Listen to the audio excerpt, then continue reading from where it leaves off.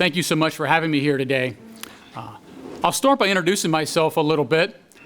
I grew up in Avoyelles Parish, and I'm the son of Mark and Barbara Mixon. My mother is the oldest of 46 grandchildren, and she's one of the first women to graduate from law school who's from Avoyelles Parish.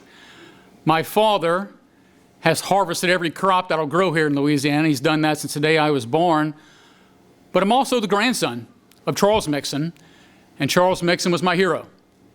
He was a B-24 flight engineer during World War II.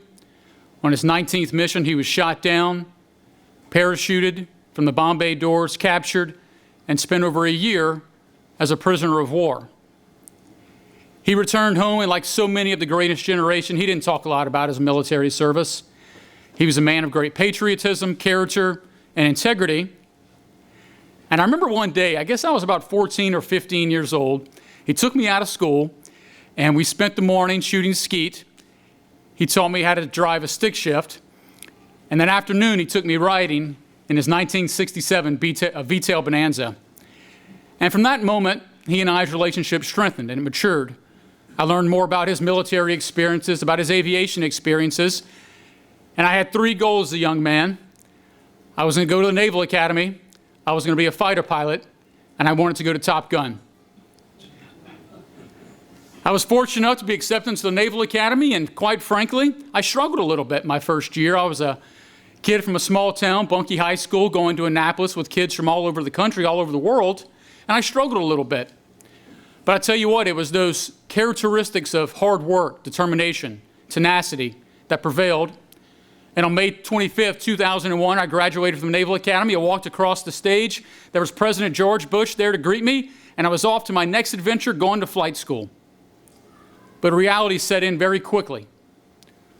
109 days after I graduated, on September 11, 2001, terrorists attacked our country, and that single event would shape the trajectory of my military career. I would go on to finish flight school, be selected to fly F-18s, and for the next 17 years I would do so, flying missions off of aircraft carriers in support of operations in Iraq, Afghanistan, and Syria. I'd earned 3 air medals for my combat service. In 2012, I was named the F-18 Attack Aviator of the Year, and I finished my career here in Navy New Orleans as a commanding officer of the Reserve F-18 Squadron. Along the way, I did get to accomplish the last of those goals. I was selected for and graduated from Top Gun in the spring of 2008. When my military career was finishing, my wife and I knew we wanted to come back home to the state we love. We moved back home to Louisiana 6.5 years ago, and we could not be happier, with one exception. We are not happy with the way our state and our nation are being represented, and I keep reminding myself of what I learned at the Naval Academy. I keep reminding myself of our mission there, to instill duty, honor, and loyalty, to develop midshipmen with the integrity to lead, not only in the military, but as citizens.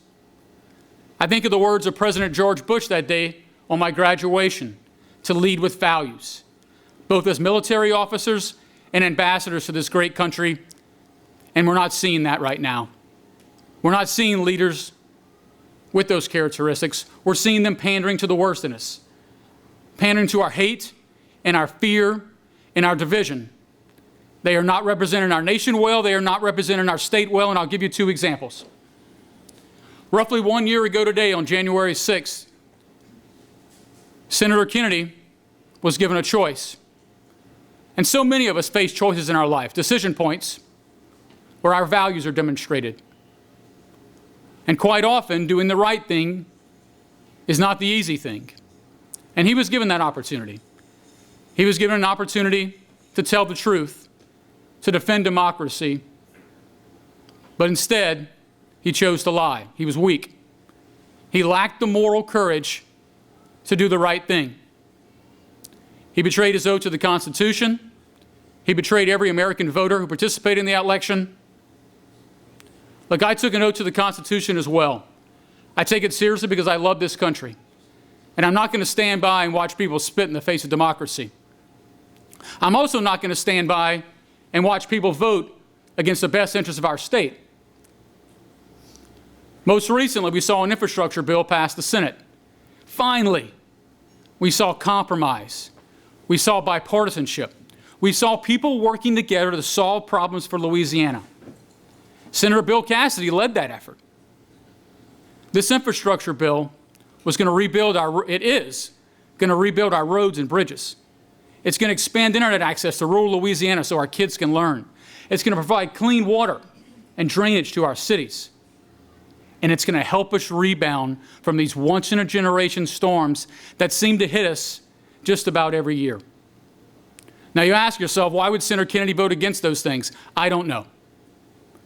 I can only assume that he's more interested in partisanship and sound bites than in solving problems. And that's been the story, right? A lot is said, but not much is done. Well, that's not who I am, and that's not what I believe in. I believe in leadership, and I believe in teamwork, and I'll give you an example. I mentioned I was an F-18 pilot, and we had long missions. Sometimes we'd fly for 6 or 7 hours in Iraq or Afghanistan, and you came back and you were tired and you were hungry. And it's those times when you're tired and hungry that, of course, the weather's terrible and the aircraft carrier's pitching up and down, and you're low on gas, and all you want to do is land that airplane, get on board safely, get inside the skin of the ship, maybe get a hot meal before you go to bed. And that takes a lot of training. It takes a lot of focus and concentration, but more than anything else, it takes a lot of teamwork. It takes the trust and confidence in the mechanics and technicians that repaired that airplane. It takes the trust and confidence in the officers guiding your landing, and it takes a whole lot of trust in the ordnancemen who are uploading and downloading thousands of pounds of weapons. And that takes teamwork. It takes leadership. It takes working with a diverse group of people, all going toward the same mission with different ideas, but all wanting the same thing. And that's not what we're seeing right now. We're seeing division. We're not seeing problem solves. That's not what I believe in, but I'll tell you what I do believe in. One, we need to invest in our state. I was proud of our military service overseas, but it disheartens me to see all of the American treasure that was invested in building roads and bridges and drainage and sewage on countries on the other side of the world. Meanwhile, we try to do it here in the United States in Louisiana where it's needed, and we have people like John Kennedy calling it wasteful and stupid. It's not. It's life-saving storm mitigation that's going to provide an economic boost to our state and provide high-paying jobs to the people of Louisiana. Two, we have to invest in our people. That begins with affordable daycare. We must allow parents, or we must provide parents with affordable daycare so both parents can enter the workforce, providing a family with the economic stability for future success. Two, we must invest in early childhood education. I'm a firm believer that education is the key to unlocking future success. By demonstrating to children the value of education at an early age, we can set them on the path for opportunity. Three, Governor John Bel Edwards' expansion of Medicaid in this state has proven critical, particularly during COVID, protected over 500,000 vulnerable Louisiana residents. We must preserve health care. We must try to lower the cost of prescription drugs. And then finally, we must provide safe communities where families can raise their children in a safe environment where they're free to play and learn and associate with their neighbors. And that comes from funding our police departments so they can execute community policing both safely and humanely. And look, I'll close with this. I'm not looking to pander to the extremes. I believe that the 70% of us in the middle are being overlooked and being screamed over. I've served as an F-18 pilot for 20 years because, well, it was a lot of fun, but also because I love this country. My wife and I chose to return to Louisiana and raise our children here because we love this state. We love the people. We love the community. And both of those, our state and our nation, deserve a responsible leader. I'm in this race because it's the right thing to do. Our state and our nation deserve a responsible leader, a leader with character and integrity, a leader who's going to put Louisiana families first, and I'm confident I can be that leader. Thank you so much for your time. I'd be happy to take any questions you may have. The major issues in the race for me are a few things. One, we have to invest in our state. And investing in our state, look, I was proud of the military service and the contributions we made overseas, but it disheartens me to see all the American treasure we spent on roads and bridges and waterways and countries across on the other side of the world. But then when we try to invest here in Louisiana, we call it wasteful and we call it stupid. And I think it's critical we invest in our infrastructure here in Louisiana. I think it's critical that we rebuild our roads and our bridges, that we provide clean water and drainage to our cities, and that we expand internet access to rural Louisiana. Look, it's also critical that we invest in our people. That includes affordable childhood care, early childhood education, preserving the expansion of Medicaid, and providing safe communities to our Louisiana families. Your feeling regarding January 6th and what you feel Congress needs to do now? Yeah, as far as January 6th is concerned, I have very strong feelings about this. I believe that those, to include Senator John Kennedy, I believe they betrayed their oath to the Constitution. I believe they spit in the face of the democracy. There was a very clear truth that was proven over and over again by over 60 court cases confirming the elections. And Senator John Kennedy knows better. He has 2 elite law degrees. He knows the right answer, but he lacked the strength.